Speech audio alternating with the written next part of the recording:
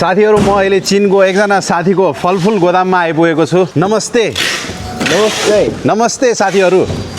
नमस्ते साथीहरु। ए खै यो त सुया त चाहिँ खुवाए। यो खरबुजा चाहिँ यो ठाउँको एउटा विशेष किसिमको खरबुजा रहेछ। त्यसको के विशेषता छ भन्ने कुरा म अहिले एकछिनमा तपाईहरुलाई देखाउँछु है।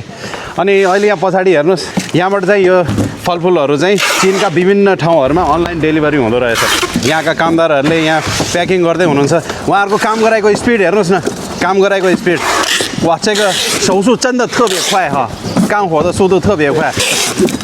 बाफ रे, तपाईहरुले याद गर्नुभयो कि भएन? प्राय जस्तो यहाँ काम गर्ने चाहिँ सबै केटी मान्छेहरु हुनुहुन्छ। 7点多就过来上班是吧？उहाँहरु चाहिँ बिहान 7 बजे यहाँ आइपुग्नुहुन्छ रे अनि बेलुका यस्तै 9-10 बजेसम्म यसरी नै यहाँ काम गरेको गर्नुहुन्छ रे। अब खानपिनको लागि 12 बजेपछि लन्च टाइममा बक्समा प्याक गरेर खाना यही ल्याइ पुर्याउँछन् रे अनि यही बसेर खाना खाँदै काम गर्दै।这是甜瓜，对，就这个地方的特色水果是吧？对，这是我们深县的特色。 यसलाई चाहिँ चिनिया भाषामा थ्याङ ग्वा भनेर भनिन्छ। थ्यान भनेको गुलियो, ग्वा भनेको चाहिँ फर्सी जातको फलफुल अथवा तरकारीलाई भनिन्छ। नेपालमा चाहिँ मैले यो देखेको छैन है, तराईतिर हुन्छ कि मलाई चाहिँ थाहा भएन। एकदम गुलियो हुन्छ खाँदाखेरि।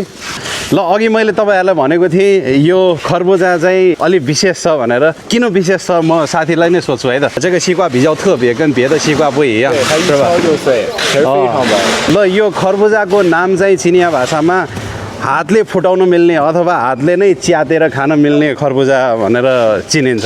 मतलब यसको लागि कुनै औजार अथवा चक्कुले काटिराख्नु पर्ने जरुरी छैन।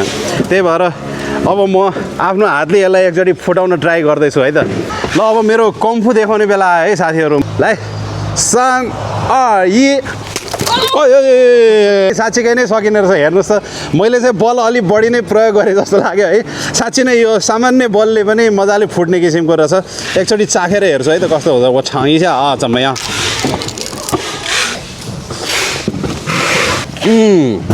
असाध्यै मिठो, असाध्यै गुलियो, कस्तो रसिलो।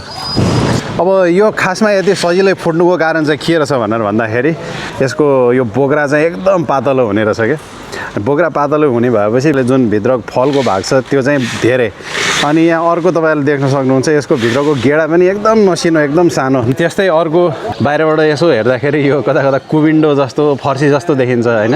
म भर्खर चाइना आउँदाखेरि मलाई पनि के हो जस्तो लागेको थियो। फुटाएर यसलाई खाँदाखेरि मात्र थाहा भयो यस्तो गुलियो कि यो त कता कता चिनी भन्दा पनि गुलियो। भित्र चाहिँ यस्तो हुँदो रहेछ। अनि यस्तै यहाँ अर्को हेर्नुस्, अब यो झट्ट हेर्दाखेरि काँक्रो हो कि घिरौला हो कि फर्सी हो कि भने जस्तो लाग्छ नि हैन। अब यो पनि भित्रपट्टि यस्तो अनि एकदम गुलियो, चिनी जस्तै गुलियो हो नि।